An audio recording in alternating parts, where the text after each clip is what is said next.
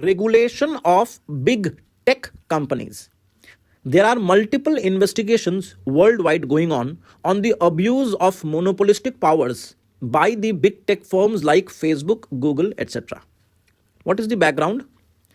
The background here hai, many big tech companies started in India. They have established a global presence.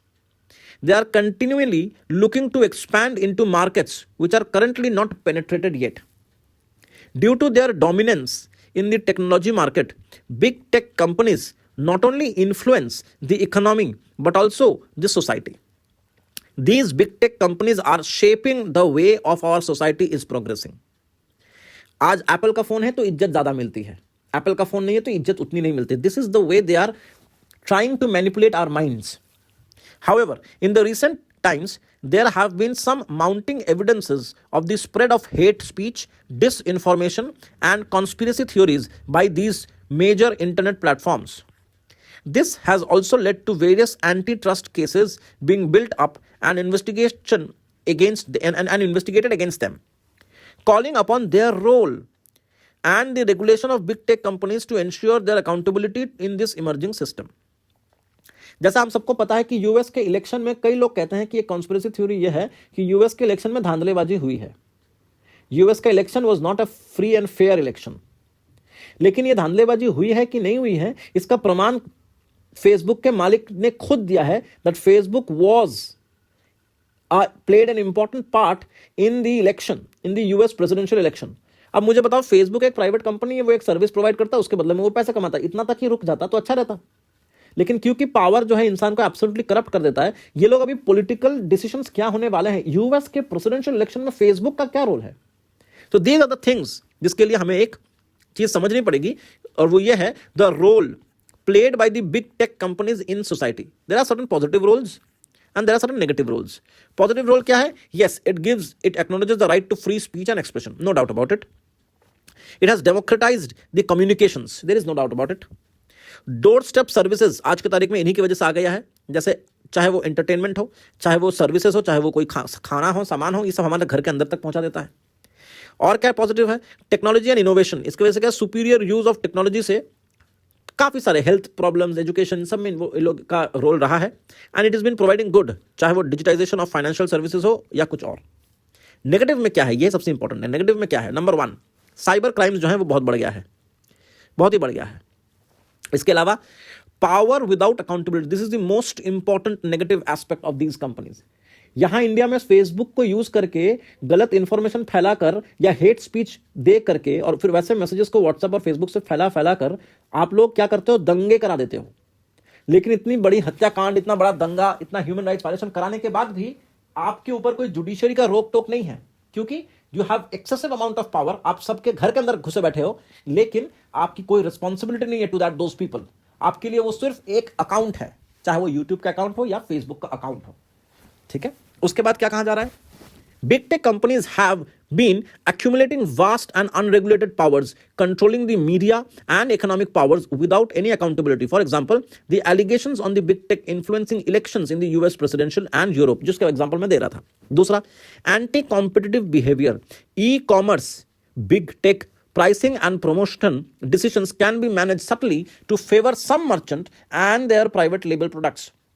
इसका मतलब कुछ products को अगर मान लो मुझे अमेजोन में लॉन्च करना है, अगर मेरे साथ अच्छा खासा रैपो है तो थोड़ा बहुत इनिशियल बेनिफिट्स हमको वो दे सकता है, बदले में पैसा भी लगेगा लेकिन दे सकता है. इससे क्या होगा, मेरे प्रोडक्ट्स जो हैं वो दूसरे प्रोडक्ट की तुलना में ज्यादा बिकेंगे. तो this kind of manipulations in the market these big tech companies are doing, ऐसे एलिगेशंस हैं. ठीक है. Next, it can incite public behaviour. Yes, जैसे सोशल मीडिया प्लेटफॉर्म से बहुत सारा इंसाइटमेंट या किसी लोगों को काइंड ऑफ अबेटमेंट या किसी लोगों को उत्साह देना कि हाँ जाके मारो, इस तरीके के अफवाह फैलाने का काम भी ये सोशल मीडिया कर रही हैं, जैसे फेसबुक, ट्विटर. ठीक है. यहां पे काफी सारे एग्जांपल्स हैं. जैसे मान लो, centre had to recently issue a notice to the Twitter for tweets with farmer genocide hashtag, इसको मत दिखाएं. तो इस तरीके की कोई चीज हम लोग करते रहते हैं, जो चीज बिग कंपनीज को अच्छा लग रहा है कि उन्हें सिर्फ प्रॉफिट से मतलब है, उन्हें मतलब नहीं है कि क्या एक्चुअली में कंटेंट है और वैसे कंटेंट का निकलने से क्या रिपरकशंस हो सकता है, बिकॉज दे आर इररिस्पांसिबल और rather they are not accountable to the people of India. और बहुत सारे वायलेशन ऑफ प्राइवेसी के इश्यूज तो हैं ही। In absence of data privacy laws, India में डेटा प्राइवेसी लॉज अभी तक ढंग से नहीं है। In absence of data privacy laws, personal data of the user is harnessed, is been used by these platforms without seeking meaningful consent from the users. ठीक है, अच्छा, इश्यूज विथ रिस्पेक्ट टू या issues regulating the big tech company. सबसे पहला, uncoordinated regulations globally, मतलब with their geographical reach there is no global monitoring. और यही एक सबसे मुद्दा, मेन इशू बन जाता है कि इतना बड़ा फैलाव है इनका ज्योग्राफिकली अक्रॉस द वर्ल्ड कि इसके ऊपर कोई रेगुलेटरी बॉडी ग्लोबली है ही नहीं। दूसरा, इसके चलते ये लोग काफी टैक्सेस को बचा लेते हैं। ये लोग ऐसे ऐसे जगह से टैक्स को प्लान करते हैं। फॉर एग्जाम्पल, हम लोगों ने पहले भी बात की थी, बेस को इरोड करके, base erosion and profit sharing, इस सब तरीकों से हम लोग दिखाते हैं कि हमारा दूसरी जगह पे प्रॉफिट दिख हो रहा है, और किसी भी तरीके से हम लोग टैक्स में घपला करते हैं। तीसरा, absence of data privacy law, इसका भी हम लोगों ने बात किया, that India does not have a proper personal data protection law to prevent the big tech companies from misusing your personal data. This is also an issue. Next, no sovereign control over the data. As the data in big tech companies moves easily from one boundary to the other, it becomes very difficult to claim control over these data. Big tech companies have multiple servers across the world storing this data. हम उनको पकड़ ही नहीं सकते कि भाई कौन से data में, मान लो इंडिया में बहुत सारे लोगों का पर्सनल डेटा जो है लीक हो गया है, लेकिन भारत सरकार उसको पकड़ नहीं पा रही है। क्यों? क्योंकि वो सारा डेटा जो है मान लो जर्मनी में कहीं ना कहीं किसी अकाउंट में बंद है। अब जर्मनी में इंडिया घुस नहीं सकता। तो इस तरीके की बहुत ग्लोबल इश्यूज हैं जिसकी वजह से हम लोग फेल कर रहे हैं उनको रेगुलेट या मॉनिटरिंग करने के लिए। लीगल चैलेंजेस क्या है? India's current regulatory framework to build around offline understanding of market share which limits the regulation of digital business model of big tech companies. India currently काम कर रहा है, इंडिया करंटली कुछ चीजों को देखने की कोशिश कर रहा है किस तरीके से इनको रोका जा सके लीगली, लेकिन लीगल चैलेंजेस जैसे इंडियाज करंट रेगुलेटरी फ्रेमवर्क जो अभी है, that is around the offline understanding. Online क्या हो रहा है ये इंडिया के पास अभी भी नहीं है, विच इन अदर वर्ड सेज कि ऐसे डेटा को अगर वो ऑफलाइन होता तो उसको कंट्रोल करने का मैकेनिज्म इंडिया में है, लेकिन इन लोगों को ये ऑनलाइन वाली चीजों को कंट्रोल करने का या रोकने का नहीं है हमारे पास। अनफॉर्चुनेटली हमारे पास क्या है? हमारे पास है section 79 of the information technology act 2000 which currently exempts online intermediaries from liability. जब हमें पता ही है कि हम उनको कुछ बिगाड़ नहीं सकते, तो इस particular section 79 of the IT act में साफ साफ लिखा गया है कि इस पर्टिकुलर लॉ में जो भी रिस्ट्रिक्शन है that will not be applicable to the online intermediaries. स्वाभाविक रूप है। इसीलिए अब हमें चाहिए क्या? अब हमें चाहिए एक डेटा सिक्योरिटी लॉ जो हमारी प्राइवेसी और डेटा को प्रिवेंट कर सके फ्रॉम बीइंग मिसयूज। दूसरा, economic activity that is based in India should be taxed appropriately. तुम्हारा कंपनी किसी भी देश का हो, अगर तुम्हारा गूगल का या फेसबुक का ऑफिस इंडिया में है तो तुमको इंडियन गवर्नमेंट को टैक्स देना पड़ेगा, भले ही तुम बाहर की कंपनी हो। तीसरा, एजाइल रेगुलेशंस। ये बिग टेक कंपनीज जो पूरी दुनिया में फैले हुए हैं, इसीलिए regulators like competition commission of India has to protect the consumers interest and maintain competition. इसलिए प्रॉपर स्क्रूटिनी होनी चाहिए इन लोगों की, और ये कौन करेगा? ये कॉम्पिटिशन कमीशन ऑफ इंडिया करेगी। Next, closing loopholes and gaps. Need to close gaps across the laws such as Telegraph Act, TRAI, etc. इन लोग इन पर्टिकुलर लॉज जो हैं, ये सब लॉज जो हैं, ये ऐसे सोशल मीडिया, न्यूज़पेपर, टेलीग्राफ इन सबको कंट्रोल करने के लिए है, लेकिन इन सब में बहुत गैप्स है, बहुत लैक्यूनाज हैं, जिसका फायदा ये लोग उठाते हैं। उनको रोकना पड़ेगा, उन गैप को फिलअप करना पड़ेगा। तो कंक्लूजन क्या निकल कर आ रहा है?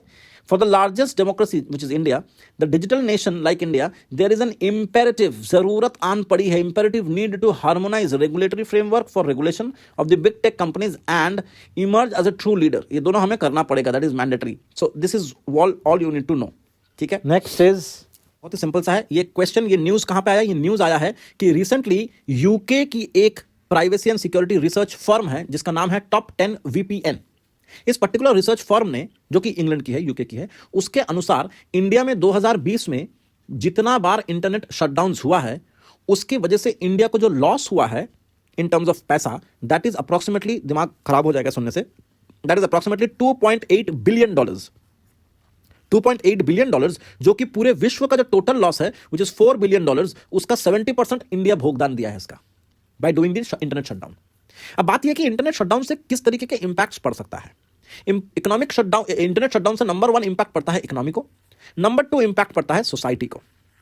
तो इकोनॉमिक इंपैक्ट क्या पड़ेगा? पहली चीज, इंडिया सबसे ज्यादा इंटरनेट यूज करता है आज की तारीख में, और इंटरनेट से रिलेटेड जितने सारे बिजनेसेस चलते हैं वो सब ठप पड़ जाता है, बर्बाद हो जाता है अगर इंटरनेट शटडाउन होता है तो। इसीलिए economic impact of the internet shutdown seen in India was more than double, याद रखो, more than double the combined cost of the next 20 countries European side से, 20 countries in the list. 20 country का जो total cost होगा उसका double India को loss होता है अगर इंडिया में इंटरनेट शटडाउन होता है। तो यह है इसका इकोनॉमिक इंपैक्ट। दूसरा, नेगेटिवली और कैसे, जैसे मान लो ऑनलाइन डिलीवरी मेडिसिन की होती है, ऑनलाइन डिलीवरी बिजनेसेस चलती हैं, ऑनलाइन स्कूल चलते हैं, ये सब बंद पड़ जाता है, तो इसका भी एक नेगेटिव इंप्लीकेशन है। तीसरा, India continue to restrict internet access more than any other country. मतलब पिछले 2020 साल में, in the year of 2020, India ने मोर और लेस 75 बार इंटरनेट को रेस्ट्रिक्ट किया है। The report made a separate mention of extended curbs on internet use in Kashmir, calling it the longest internet shutdown in a democracy. अब बात यह कि इंटरनेट शटडाउन का मतलब क्या है, देखते हैं। देखो, इंटरनेट शटडाउन का मतलब यह है कि it is report, according to the report, इसका डेफिनेशन यह है, internet shutdown has been defined as as intentional, सारे वर्ड्स इंपॉर्टेंट है, as intentional disruption of internet, ये 3 word, intentional disruption of internet और electronic communication for a specific population और location to exert control over the flow exert control over the flow of information. जो flow of information हो रहा है उसको रोकने के लिए 3 तरीके का इंटरनेट शटडाउन होता है। Number 1, what we known as the complete cut off या ब्लैकआउट वाला चीज। इसमें क्या होता है, इंटरनेट ब्लैकआउट, मतलब पूरी तरीके से इंटरनेट बंद है, या तो किसी लोकेलिटी में या पूरे भारत में पूरे तरीके से इंटरनेट बंद है, तुम खोल ही नहीं सकते हो। That is complete cut off, which is also known as internet blackouts. दूसरा है सोशल मीडिया ब्लैकआउट्स। तुम नॉर्मली गूगल देख सकते हो, लेकिन सोशल मीडिया जैसे फेसबुक, व्हाट्सएप, ये सारे ब्लॉक कर दिए जाएंगे। और तीसरा है थ्रॉटलिंग, मतलब सब कुछ ओपन कर सकते हो लेकिन at the speed of 2G। अब 2G इतना कम लगने लगेगा आज के तारीख में कि तुम्हारा मेनली जो जितने सारे काम होते हैं वो तुम कर ही नहीं सकते। ठीक है, ये 3 तरीके का होता है। The internet shutdown can happen at a national level और it can happen at a sub national level या लोकल लेवल। ठीक है, next, arguments in favour of internet shutdowns and argument in against of internet shutdown, ये भी हमें देखना पड़ेगा क्या है।